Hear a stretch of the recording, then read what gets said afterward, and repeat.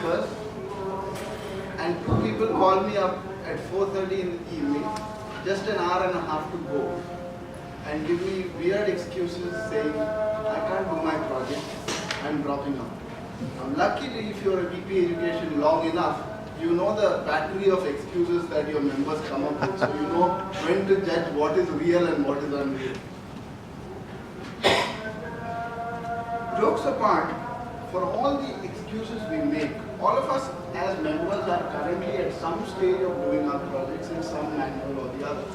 Either it's the basic manual or the advanced manual. Some of us have genuine time and scheduling issues where our busy schedules do not permit us to do projects. For some, it can be only attributed to procrastination and nothing else. Yes or no? I can That's see correct. the smiles, so I hope you are not procrastinating. But as a result of this, I came up with something which I thought could expedite the process of actually you doing your projects. Through the course of this speech, we will actually look at 3 core points in terms of approaches which can help you to attack the area of topic selection for your projects better. Now, what is the first approach? The first approach is something I call the business card or the thread approach. Basically what you do is take an idea and distill it down to the core thread. It should just be the essence of the idea, the core theme, what you intend to talk about. A measure of its power is determined by whether it can fit end to end on a business card. Like for example, if you are doing a speaking to inspire, P10, or persuade with power, which is P9, you write on the back of the business card what is the core take home value you want to give your audience. It can be a collection of words or a small sentence or even your punchline in that particular project. What you use as the power of 3 or your emphatic conclusion. Then, based on that thread and the values within that thread, break each word into 2 or 3 paragraphs. This will enable you to get a basic skeletal structure of your speech. This is one approach which is not the inverted pyramid but the straight pyramid. You start with the theme and then you work upwards to get more focus.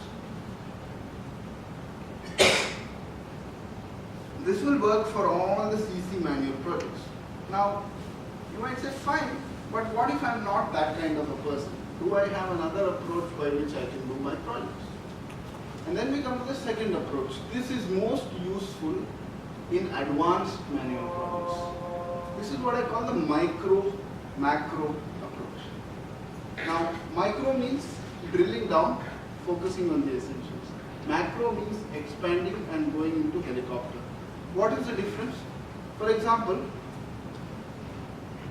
if you have a speech, how many of you in the audience know that you can recycle it for various objectives?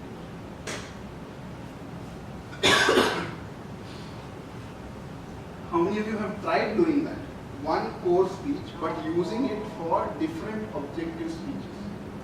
Not copying it verbatim, but actually recycling it in a totally different way.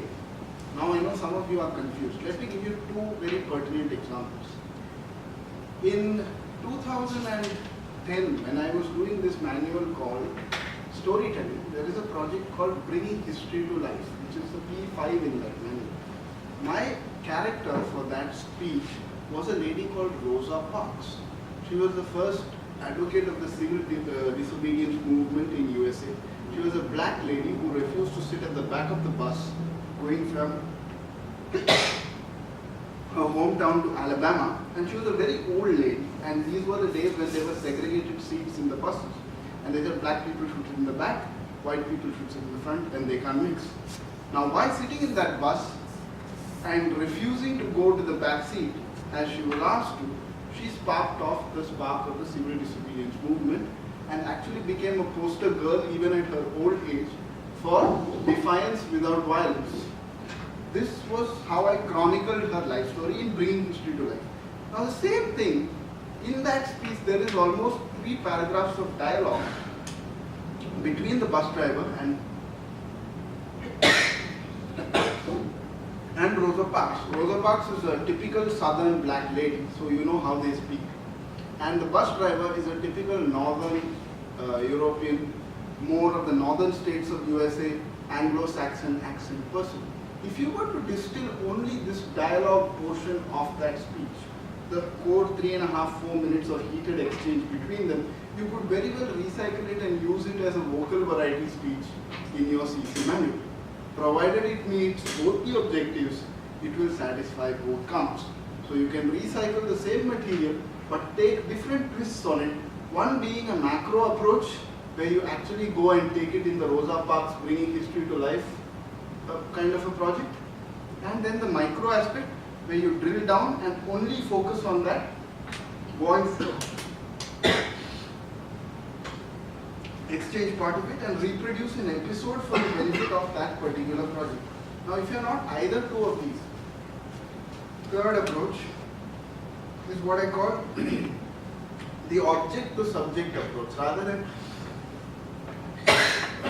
going from subject to objective, which is the mistake most new speakers make, take an object.